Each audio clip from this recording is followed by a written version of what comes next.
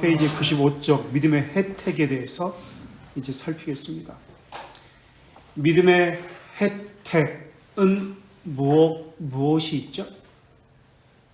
믿음의 결과는 우리는 회개라는 것을 이미 배웠습니다. 그래서 3권 1장에서는 성령 하나님에 대해서 이야기했고요. 3권 기독교 강요 2장에서는 믿음에 대해서 이야기했고요. 3장부터는 회개에 대해서 이야기했고, 그리고 회개의 삶이 무엇인지들을 이야기했습니다. 이제 3권 11장부터 우리가 살펴드릴 것이 믿음의 혜택입니다. 믿음의 혜택이 무엇이죠? 칭의, 성화, 이러한 것들입니다. 그래서 3권 11장부터 3권 19장까지 칭의에 대해서 이야기합니다. 선택된 자는 그 하나님께서 선택하셨던 비밀적인 작정을 자신의 삶에서 깨닫게 됩니다. 그리고 이것을 믿음으로 깨닫게 되는데, 하나님께서 믿음을 선물로 주셔서 믿음을 받은 자에게 나타나는 것이 회개입니다. 회개를 통해서 믿음을 받았다는 것을 인식하게 됩니다. 이 회개는 참된 회개가 있고 거짓된 회개가 있습니다. 마찬가지로 믿음도 참된 믿음이 있고 거짓 믿음이 있습니다. 참된 믿음을 받았다면 참된 회개를 할 것이고 거룩한 삶을 살게 되어 있습니다. 그리고 믿음을 참되게 받았다면 참된 믿음을 통해서 혜택을 받는데 그 혜택이 칭의입니다. 그래서 기독교인의 삶은 진리 중 진리, 복음 중 복음인 이 칭의를 바르게 개념 정리가 되어 있어야 합니다. 그래서 신앙은 이 칭의 개념이 바른 개념으로 정립되어 있음으로써 시작되어집니다. 그래서 믿음으로 말미암아 예수 그리스도께 연합된 자들에게 주어지는 혜택이 칭의, 성화인데, 칭의는 두 가지 것으로 구성되어 있습니다. 그래서 정의를 내릴 때 칭의를 죄들의 용서와 의의 전가다라고 정의를 내립니다. 그래서 이것을 3권 11장에서 다룹니다. 그리고 우리의 의는 오직 하나님의 자비하심에 의해서만 확인할 수 있다라는 것을 12장에서 다룹니다. 이신 칭의는 두 가지 것으로 구성되어 있고요. 이 두 가지 것으로 일종의 그 돌적이와 같이 경칩이죠. 딱 붙이고 있는 거, 문을 딱 붙이고 지탱해 주는 거. 이 칭의를 지탱해 주는 이 두 가지가, 하나는 하나님의 영광이 드러나는 겁니다. 주의 영광이 드러나는 것이고요. 또 하나는 무엇일까요? 평안입니다. 그래서 칭의를 붙드는 두 가지가 영광과 평화 또는 평안이라는 것을 다루는데요. 이것이 13장에서 다루게 됩니다. 두 가지, 영광과 평화, 이것을 기독교 강요 3권 13장에서 다룹니다. 그리고 14장에서는 의는 무상으로 받는 것이다, 누구도 자랑할 수 없다라는 것을 14장에서 다루게 됩니다. 이런 식의 순서가 이 칭의 개념을 설명하는 3권 11장부터 14장까지고요. 그 15장 이후로는 잘못된 칭의 개념, 로마 카톨릭의 거짓된, 그리고 루터파의 그 오시안더라는 사람의 잘못된 칭의 개념, 이러한 헛된 공로, 보상의 개념, 이러한 것을 다루는 것이 그 이후에 장에서 내용을 다룬 적이 있습니다. 그래서 장제목을 보면 3권 11장은 이신 칭의, 3권 12장은 하나님의 법정과 칭의의 필요성, 법정적 칭의를 이야기하는 것이죠. 그리고 법정에서 우리에게 양심의 평안이 주어진다. 그리고 13장에서는 하나님의 영광 그리고 평화를 다루는 칭의의 두 가지 유익 또는 돌적이, 이것을 다룹니다. 영광과 평화. 13장에서. 그리고 14장은 칭의를 어떻게 붙드는가, 어떻게 지속적으로 이 칭의가 우리에게 인식되어 줄 수 있는가. 그래서 칭의의 시작과 지속성을 14장에서 다룹니다. 칭의가 어떻게 우리에게 안에서 유지가 되고 보존됩니까? 그것은 자기의와 관련되어 있습니다. 하나님의 영광을 보존하기 위해서는 자기의를 내려놓아야 합니다. 그래서 칭의는 하나님의 우상적 선물입니다. 그리고 이것을 복음 중에 복음이라고 이야기하고 진리 중에 진리라고 이야기합니다. 칭의는 어떻게 구원받는가에 관한 내용을 이야기합니다. 그래서 3권 15장부터 로마 가톨릭의 어떻게 구원받는지에 대해서 잘못된 공로 사상에 대해서 비판을 하는 그러한 구조로 되어 있습니다. 그래서 삶에서 신뢰는 연단과 성화를 통해서 드러나게 되어 있습니다. 이것을 믿음으로 이르게 된다라고 이야기합니다. 믿음에 이르게 된다. 그리고 신뢰는 삶에서 믿음으로 나타납니다. 믿음은 선물로 받는 겁니다. 그래서 무상적 선물이라고도 이야기하고 은혜라고도 이야기합니다. 이 선물로 받은 믿음을 삶에서 드러나는데 어떤 형식으로 드러나냐면 신뢰라는 형식으로 드러납니다. 그리고 우리가 먹는 영의 양식이, 믿음의 양식이 말씀이라는 것입니다. 그래서 무지는 불신앙으로 이끌습니다. 불신앙이 양심을 공격을 합니다. 그래서 그때 이제 가책을 받고 믿음은 불신앙으로 인해서 아무런 힘을 발휘하지 못하게 됩니다. 그래서 사탄의 시험과 유혹을 이기는 길은 하나님의 말씀으로 전신갑주를 입는 것 외에는 없습니다. 자, 우리 책으로 들어가서 믿음의 혜택 95쪽. 종교개혁자들이 중세시대 로마 카톨릭으로부터 진정한 개혁을 하고자 했던 것은 교회의 부패, 타락 때문이 아니었습니다. 항상 이야기하죠. 교회의 부패와 타락은 항상 초대교회 때부터 지금까지 계속되어져 왔다. 종교개혁자들은 이 교회 타락, 부패를 고치려고 종교개혁을 한 것이 아니다라는 것을 이야기했습니다. 그러면 무엇을 위해서 종교개혁을 했을까? 참 진리를 회복하자라는 것입니다. 성경으로 돌아가자. 거짓된 진리에 대한 개혁이 진정한 개혁입니다. 로마 카톨릭도 계속 개혁을 하고자 했습니다. 그래서 지난 시간에 개혁을 하고자 했던 세 가지 방법이 있었다고 이야기했습니다. 그래서 로마 카톨릭은 그들도 개혁을 하려고 했는데 어떤 개혁을 하려고 하냐면, 어떤 방법을 가지고 개혁을 하려고 했냐면 진리로 돌아가자가 아니라 종교회의를 통해서 개혁을 하려고 했습니다. 교회의 부패, 교회의 타락성을 종교회의를 통해서. 그리고 두 번째, 금서를 지정함으로써 이거 읽지 말아라. 그리고 세 번째, 신부지휘를 통해서 교회를 개혁하려고 했습니다. 하나님의 뜻이 어디에 있는가? 기도로 찾는 것을 이야기하죠. 그래서 로마 가톨릭 교회는 진리를 지금도 숨기고 있습니다. 그들이 기만하는 진리는 무엇입니까? 가장 본질적이고 중요한 진리는 바로 구원에 관한 진리입니다. 어떻게 구원받는지에 관한 진리예요. 더 쉽게 얘기하면 칭의에 관한 진리입니다.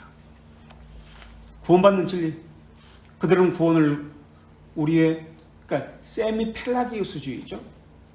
그래서 하나님의 은혜에 더하기 우리의 의지, 행위다라는 것을 이야기해요. 그래서 공로 세상에 나온 것이죠.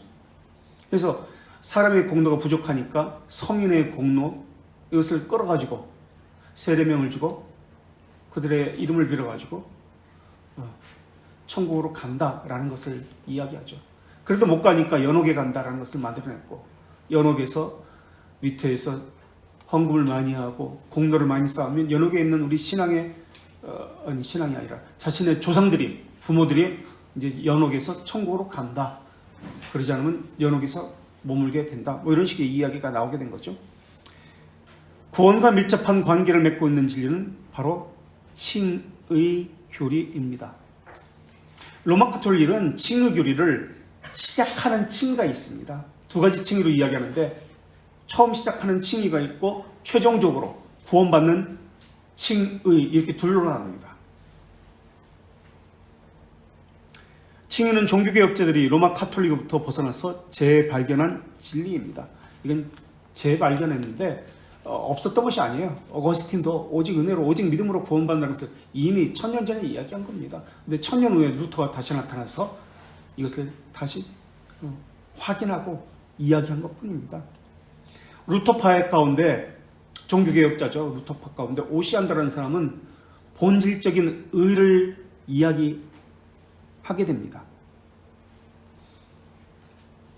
주입된 의, 본질적인 의, 예수 그리스도 안에 있는 하나님의 본질, 신성이 우리 본질 안에 들어와서 우리 본질과 섞이게 되는 것.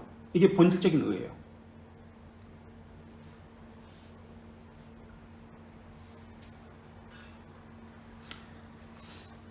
자, 로마 가톨릭부터 벗어나서 재발견한 진리입니다. 로마 가톨릭은 1000년 동안 진리를 파묻고 온 세상을 속였습니다. 우리는 주입된 의가 아니라 로마 가톨릭은 주입된 의죠. 우리는 무슨 의를 이야기하죠? 전가된 의를 이야기하죠. 전가된 의. 근데 로마 가톨릭은 주입된 의. 루터파, 오시안더는 정죄되었습니다. 루터파에서도. 오시안더는 본질적인 의를 이야기하죠. 그러나 우리는 전가된 의. 그래서 칭의의 특징을 보면은 전적인 예수 그리스도의 은혜다. 우리의 행위를 배제한다는 개념이에요. 그리고 두 번째로 칭의의 개념은 법정적 신분의 변화입니다. 법정적 신분의 변화. 상태의 변화가 아닙니다. 신분, 지위의 변화입니다. 법정적 칭의라고 그랬어요. 암브로시우스가 그렇게 이야기했죠. 법정적 칭의다. 신분의 변화다. 두 번째. 세 번째, 전가된 거다. 내 것이 아니에요. 외부로부터 낯선 의라고 이야기합니다. 외부로부터 전가된 것이다. 전가된 의. 그리고 네 번째, 칭의는 점진적이 아닙니다. 점진적인 것이 아니라 즉각적입니다. 단번에입니다. 근데 로마 가톨릭은 최종적인 의를 이야기하면서 단번에가 아니라 점진적인 것을 이야기하고 있죠.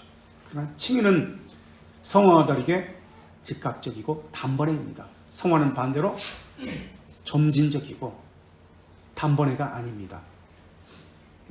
그리고 칭의의 특성 네 번째는 선언하는 겁니다. 실제는 그렇지 않은데 의롭다고 여기는 겁니다. 선언하는 거예요. 하나님께서. 이러한 특징을 가지고 있는 것이 칭의의 특징입니다. 복음에는 두 요소가 있습니다. 칭의도 두 가지를 붙들고 있다고 그랬죠. 두 가지 요소가 있다고 그랬죠. 복음에도 두 요소가 있습니다. 무엇과 무엇이죠? 복음의 두 요소? 회개와 죄들의 용서입니다. 죄들의 용서가 칭의죠. 그래서 회개는 또 선행과도 연결되어집니다. 회개의 삶이니까. 그래서 칭의를 사랑의 시작이라고도 이야기합니다. 그리고 이것을 합쳐서 순종의 전가라고도 이야기합니다. 그래서 순종의 전가를 받았기 때문에 예수 그리스도의 순종의 전가를 받았기 때문에 순종하지 않은 자가 칭의를 받았다고 하는 것은 다시 한번 살펴봐야 합니다. 하나님 말씀대로 살지 않는데 의롭다 여김을 받았다고 다시 한번 살펴봐야 돼요. 거짓말일 가능성이 많습니다. 믿음을 받은 자는, 참된 믿음을 받은 자는 참된 회개를 하게 되어 있습니다. 참된 회개를 하는 자는 참된 회개의 삶을 하게 되어 있습니다. 참된 회개의 삶은 죄주기와 영살리기의 삶입니다. 이러한 죄주기와 영살리기를 하는 삶은 칭의를 받았다는 것을 확인할 수 있습니다. 그래서 여기서 지금 다루고 있는 이 칭의는 칭의가 아니라 칭의의 확신을 이야기하는 것을 3권 11장부터 다루고 있는 겁니다. 원래대로는 회개 전에 칭의가 나와야 되겠죠. 자, 그런데 이 칭의 논쟁이 있어서 교회 역사에 큰 이슈가 하나가 있었는데, 무상적 은혜라는 이 칭의 논쟁인데, 웨슬리가 1740년에 로마서 8장 32절 가지고 설교를 합니다. 브리스톨에서 프리 그레이스, 무상적 은혜라는 제목을 가지고 설교를 하는데요. 웨슬리는 칼빈주의자들이 하나님의 사랑이 무상적 은혜라고 그렇게 이야기하는데, 칼빈주의자를 비판하면서 그들은 강요된 은혜를 주장한다고 그렇게 비판을 합니다. 설교에서.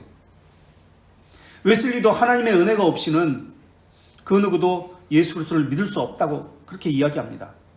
하나님께서 이끌지 않으면 누구도 하나님 앞에 나올 수가 없다라고 이야기합니다.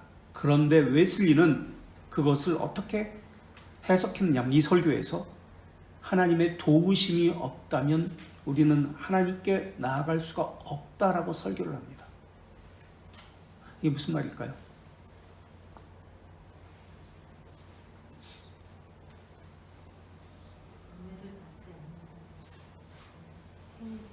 이것이 무상적 은혜인가요? 잘 한번 생각해 보세요. 무상적 은혜라는 제목으로 설교합니다. 하나님의 도우심을 받지 않으면 하나님께 나올 수 없습니다.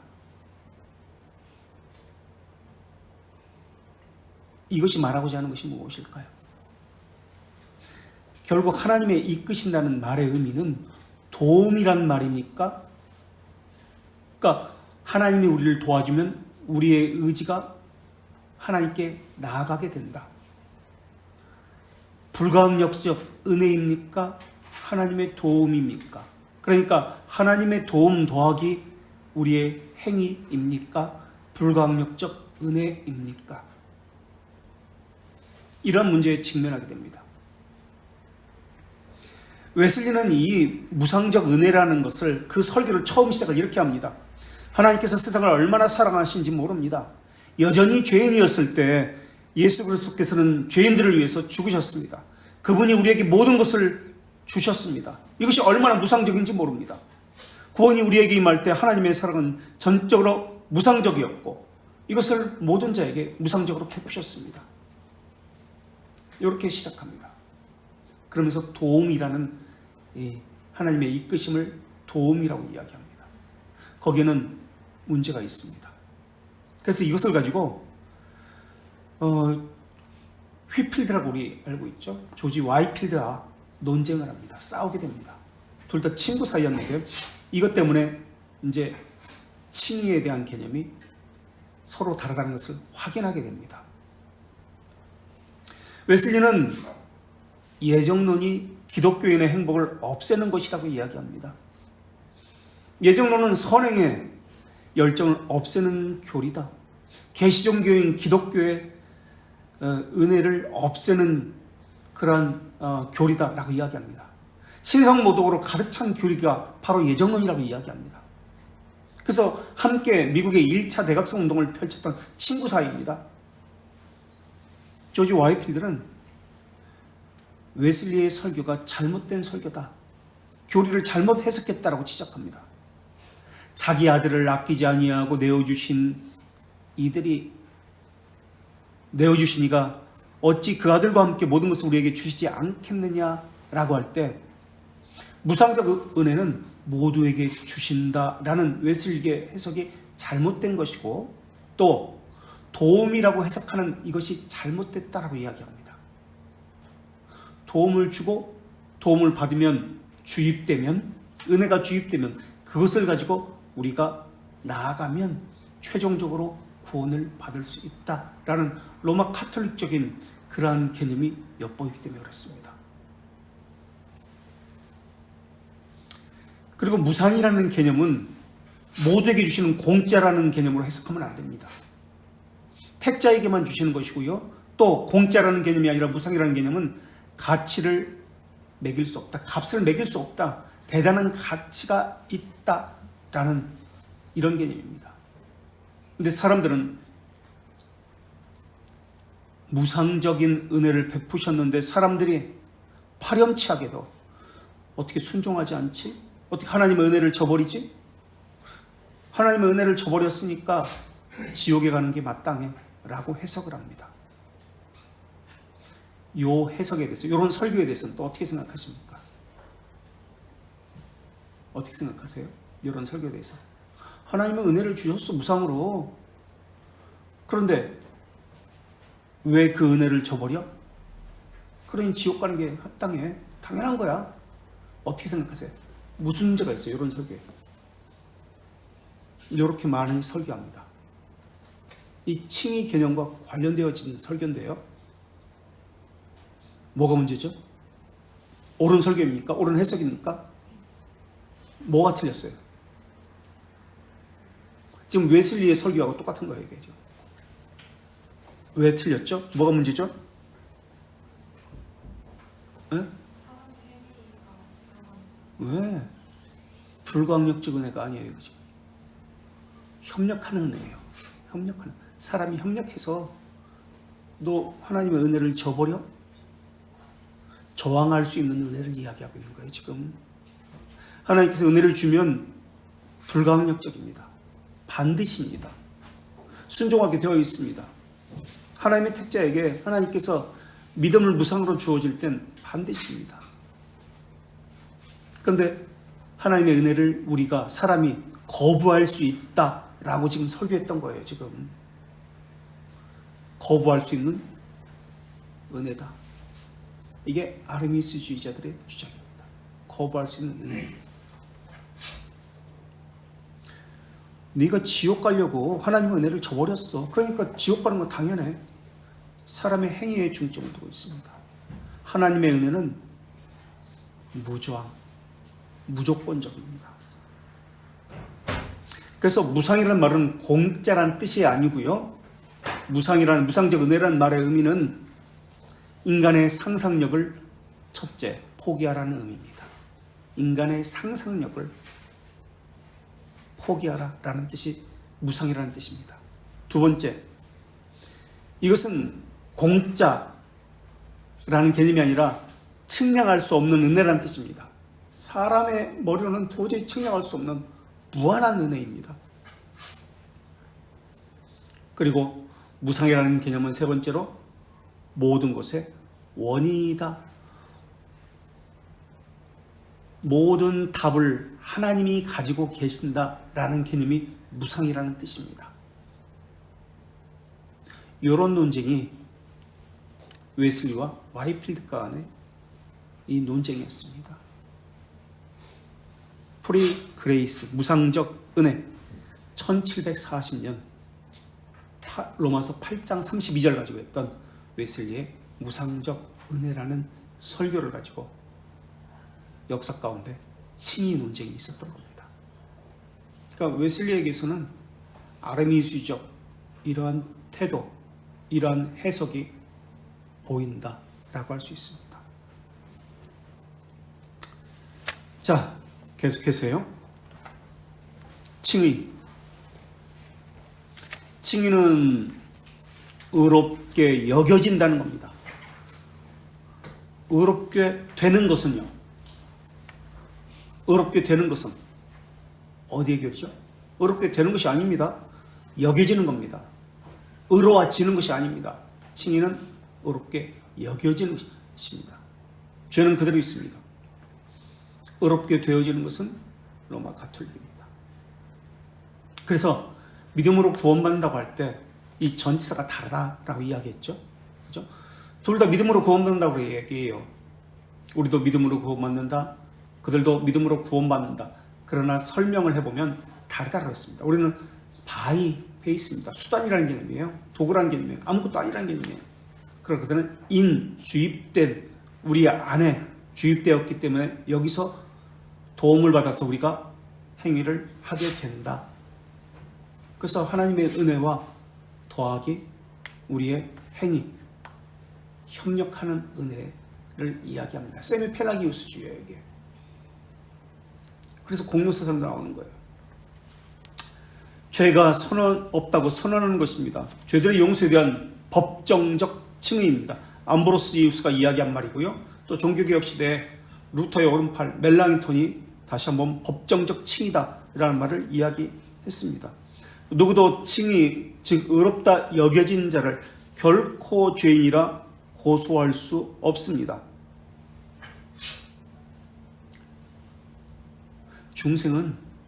중생과 칭의의 차이점은 무엇일까요? 둘 다 하나님께서 하시는 것이죠. 성화도 물론 하나님께서 하시는 것이죠. 이 차이점이 무엇일까요?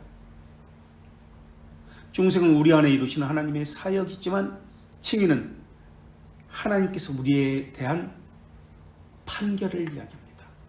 판결. 이게 칭의입니다. 판결. 중생은 죄인의 상태에 영향을 미치는 것이고요. 칭의는 죄인의 신분에 영향을 미치는 겁니다. 그래서 불의한 자에게 선언하는 것이 칭의입니다. 의롭게 되는 것이 아니라 의롭다고 간주하는 것입니다. 법적인 상태에서 의롭다라고 여겨진 것이지, 불려지는 것이지, 삶의 생활에서 의롭게 되는 것이 아닙니다.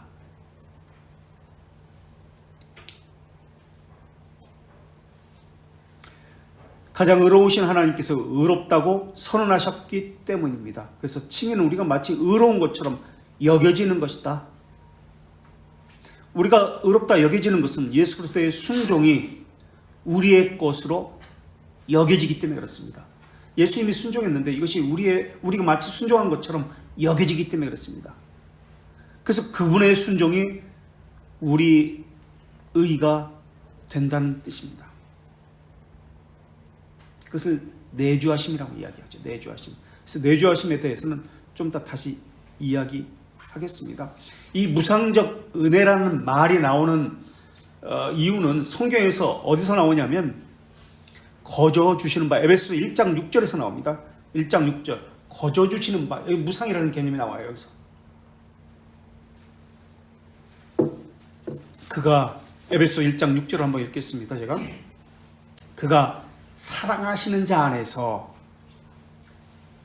우리에게 거저 주시는 바 그 은혜의 영광을 친송하게 하려 하심이니라 라는 말씀입니다.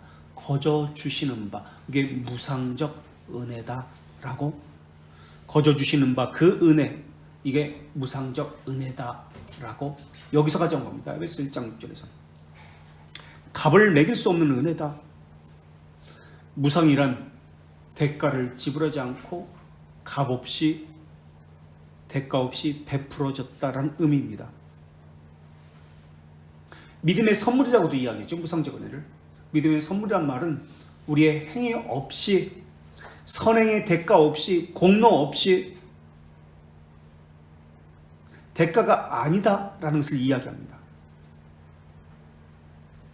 깨닫는 것도 하나님의 일이고요. 우리가 의지를 행하는 것도 하나님의 일입니다.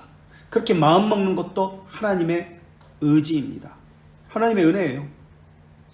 그렇다면 우리는 아무것도 할 수 없는 자들입니까? 우리는 꼭두각시입니까? 우리는 피노키오처럼 그렇게 줄에 매달려가지고 위에서 조정하는 대로 그렇게 행하는 자입니까? 라고 그런 질문들이 있었습니다. 그렇지 않습니다. 우리는 지금 지구 위에서 발을 디딛고 있습니다. 지구 위에서 살고 있지만은 만류 인력이라는 것이 있습니다. 만류 인력이 우리를 잡아다니고 있습니다.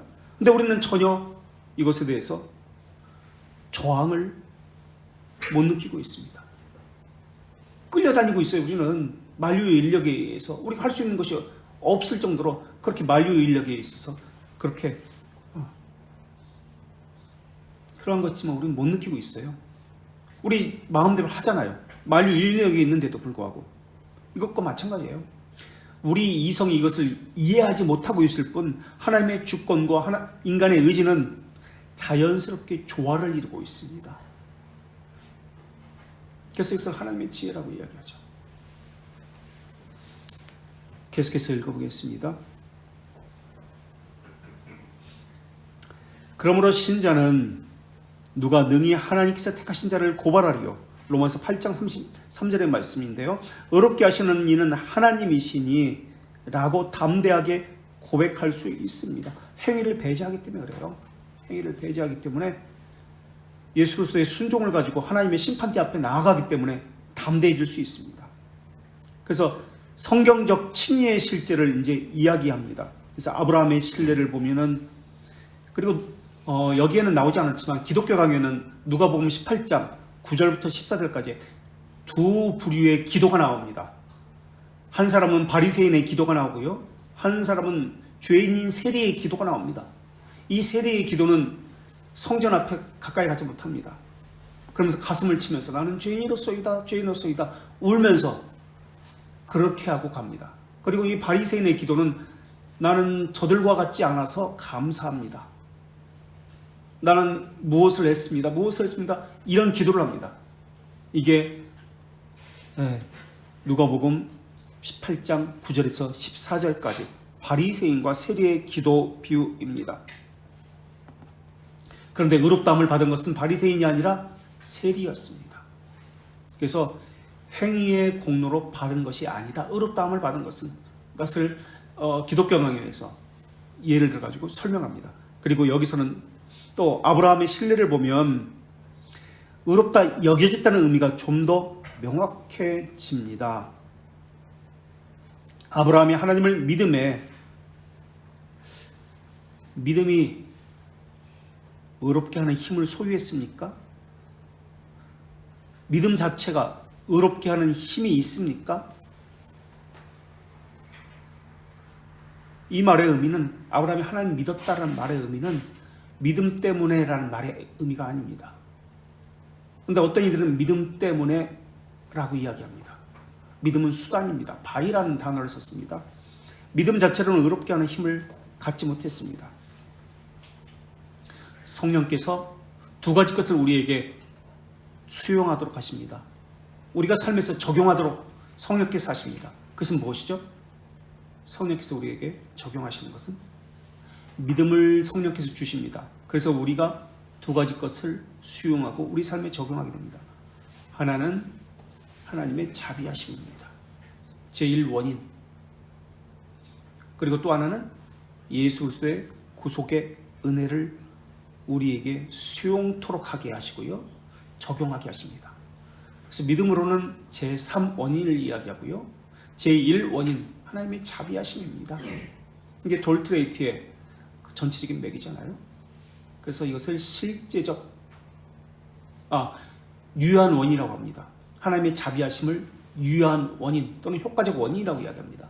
그리고 두 번째, 그리스도의 구속의 은혜가 우리에게 수용되고 적용되는 것, 그리스도의 구속, 이것을 실제적 원인, 제2원이라고 이야기합니다. 그리고 믿음으로 말미암아, 이것은 믿음 때문에가 아니라 믿음으로 말미암아, 이것은 제3 수단적 원인 또는 도구적 원인이라고 우리가 이미 배워서 알고 있습니다. 자, 그래서 여기서도 아브라함이 하나님을 믿음에라는 것은 믿음 자체가 의롭다는 힘을 가졌다는 개념으로서 하지 않습니다. 믿음은 일종의 그릇이에요. 믿음 자체는 아무런 능력이 없어요. 가치가 없어요. 우리가 벨지카를 한번 찾아볼게요. 22장, 벨지카 22장 4항과 5항입니다. 벨지카 22장 페이지 20쪽에 있습니다.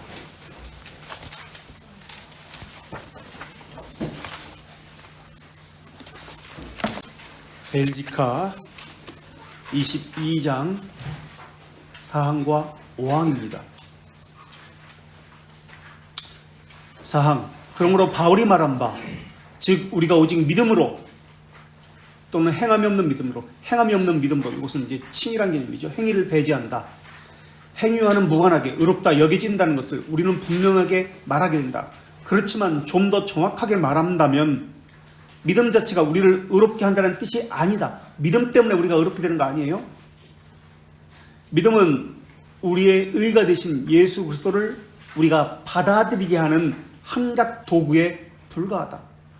성령께서 이것을 우리에게 받아들이게 하시는 거죠. 수용하게 하시죠. 한갓 도구에 불과하다. 5항 예수 그리스도는 자신의 모든 공로와 우리를 위하고 우리를 대신해서 행한 수많은 거룩한 행위들을 우리에게 전가한 우리의 의이다. 그러므로 믿음은 그분이 우리에게 베푼 모든 혜택으로 그분과 교제하고 그것을 유지케 하는 하나의 도구일 뿐이다. 그 혜택들은 우리의 죄들을 사면하고도 남는다. 그래서 인스트루먼트라고 이야기합니다. 도구다. 그래서 밑줄이 계속 쳐져 있죠. 인스트루먼트.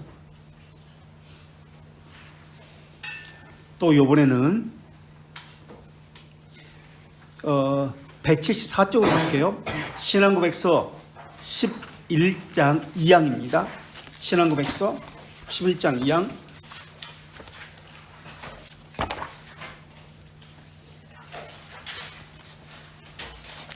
(174쪽) 신앙고백서, 웨스트민스터 신앙고백서 11장은 칭의를 이야기합니다. 2항 믿음은 그리스도와 그분의 의를 수용하는 것입니다. 신뢰하는 것입니다. 그래서 제가 신뢰라는 말을 처음에 썼던 거예요. 신뢰하는 것으로 칭의의 유일한 도구입니다. 여기서도 인스트루먼트라고 이야기합니다. 유일한 도구입니다. 다시 말하면 그 믿음은 의롭다 여긴 인격에 홀로 머무는 것이 아니라 다른 모든 구원의 은혜들을 동반하기 때문에 죽은 믿음이 아니라 사랑으로서 행하는 믿음입니다. 그리고 3절에 무상적 은혜라는 단어가 나오네요. 이렇게 도구라는 개념이 믿음이라는 개념입니다. 그리고 2절도 한번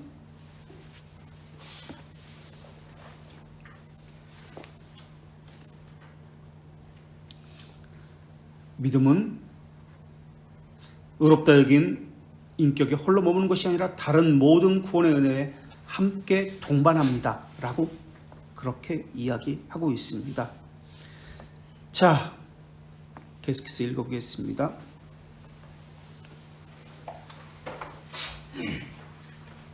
믿음이라는 것을 통해서 그것이 그에게 의로 여겨진 바 되었니라는 말씀에 의해서 죄들의 용서를 받는 것이 복되다는 말씀이 나옵니다. 그래서 칭의는 죄들의 용서를 받는 것에 대한 선언입니다. 그 결과로 하나님과 교제하게 되었다는 것입니다. 그래서 사악한 자가 받는 정죄에서 자유롭게 되었다라는 말을 합니다. 그래서 사면, 레미션, 하나님의 측면에서의 사면을 이야기하고요. 우리 측면에서 forgiveness, 용서라는 개념을 사용합니다. 자, 그래서 칭의는 죄들의 용서를 받는 것에 대한 선언이며 그 결과 하나님과 교제하게 되었다는 것입니다. 하나님과 교제하게 된 것은 그분의 자녀가 된다는 의미를 담고 있습니다. 자녀가 되었기 때문에 하나님을 아버지라고 부를 수 있게 되었습니다. 아버지라는 말의 의미는 기도하게 된다는 말입니다. 기도하게. 그래서 기도의 키워드는 아버지예요. 자녀됨입니다. 자녀됨. 칭의를 받은 자는 하나님과 화목하게 된 것입니다. 거리감이 없어진 거예요. 그래서 자녀라고 불리고요. 자녀라고 불리기 때문에 기도할 수 있게 되는 겁니다. 그래서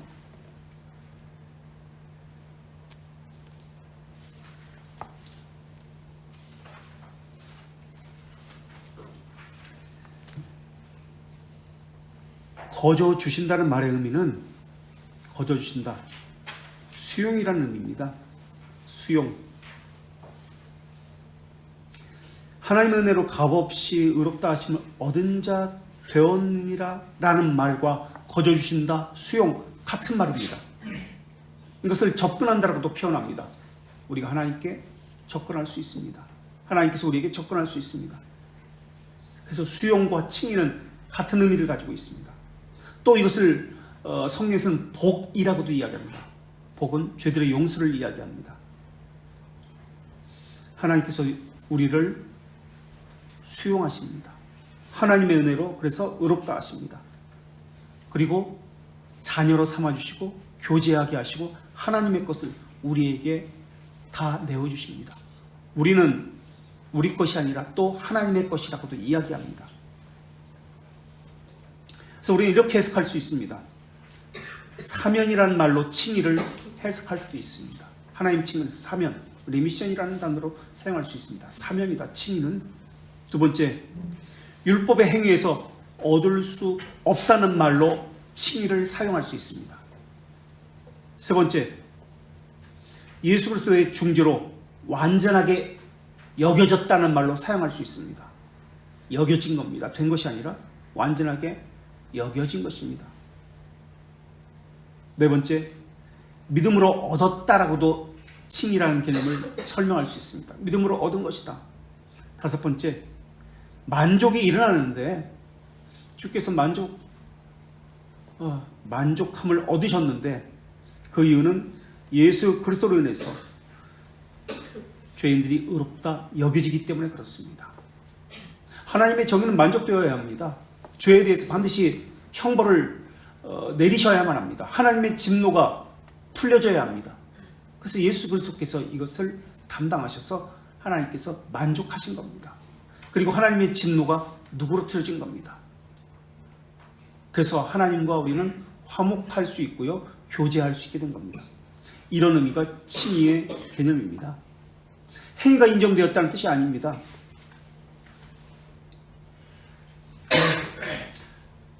의롭다 여겨진 겁니다. 그런데 만이교는요, 어떻게 이야기하냐면 신적인 본질이 우리 안에 주입됐다라고 봅니다. 신적인 본질이 우리에게 주입됐다. 이 만이교 사상이 의가 주입된 의의 사상과 비슷하지 않습니까? 그래서 우리의 본질과 그리스도의 본질이 혼합되었다고 이야기합니다. 오시안더는 행함으로써 하나님의 의를 받는 본질적 의를 주장했습니다.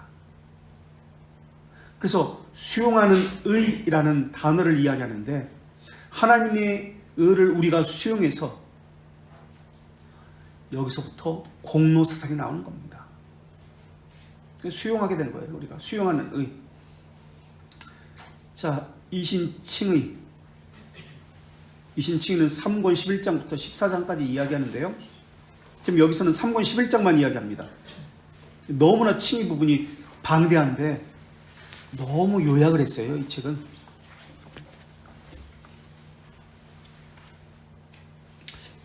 나가기가 그러네. 5분 남았는데 시간적으로. 복음은 두 가지 것으로 구성되어 있습니다. 회개와 죄들의 용서. 죄들의 용서와 회개. 죄들의 용서는 무엇과 관련되어지는 것이죠? 회개는 무엇과 관련되어지는 것이죠? 죄들의 용서는 칭이라는 개념이고요. 회개는 이신칭이라는 개념입니다. 믿음으로 말미암아 살기 때문에 회개의 삶을 이야기하기 때문에 그렇습니다.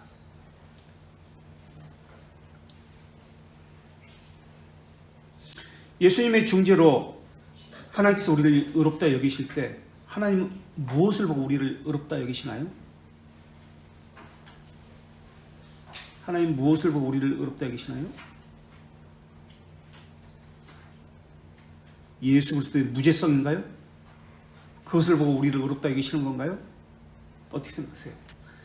예수님이 죄가 없기 때문에 우리를 무죄하다고 의롭다고 여기시는 것인가요? 예수님이 무죄하기 때문에 죄가 없기 때문에 어떻게 생각하세요? 이에 대해서는? 맞아요? 예수님이 죄가 없기 때문에 우리를 어렵다 여기시는 것인가요? 그럼요. 무엇을 보고 우리를 어렵다 여기시는 것인가요? 예수님의 죄가 없기 때문이 아니라 의의 전가 때문에 그렇습니다. 의의 전가 때문에 우리를 어렵다 여기시는 겁니다. 예수님의 죄가 없기 때문이 아니라 의의 전가 때문에. 의의 전가는 하나님의 정의를 만족시키기 때문에 그런 것입니까? 또 의의 전가는 하나님의 정의를 만족시키기 때문에 그런 것입니까? 예, 그렇습니다.